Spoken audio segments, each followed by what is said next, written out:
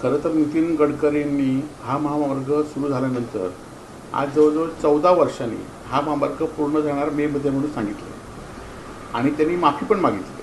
परंतु माझं असं म्हणणं आहे की हा महामार्ग उशीर होण्यासाठी नितीन गडकरीच कारणीभूत आहे.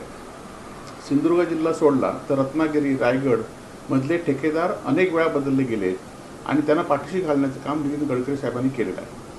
आमचं असं म्हणणं आहे की आता तुम्ही माफी मागितला, परंतु या 14 वर्षामध्ये जे हजारो मुंबई गोवा मार्गावर कोकणवासीय मृत्युमुखी पडले त्यांची तुम्ही माफी मागणार, त्यांना काय आर्थिक मदत शासनातर्फे होणार आहे की ही माफी फक्त टोल वसुली करण्यासाठी आहे?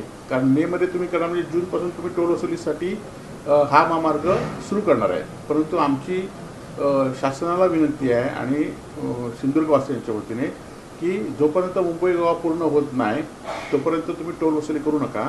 आणि इतकं वर्ष प्रकल्प रखडला आहे, त्यापेक्षा माफी मागण्यापेक्षा आम्हाला हा रस्ता इतकं वर्ष रखडल्यामुळे शासनाने टोल माफी करावी हीच आमच्यासाठी माफी असेल.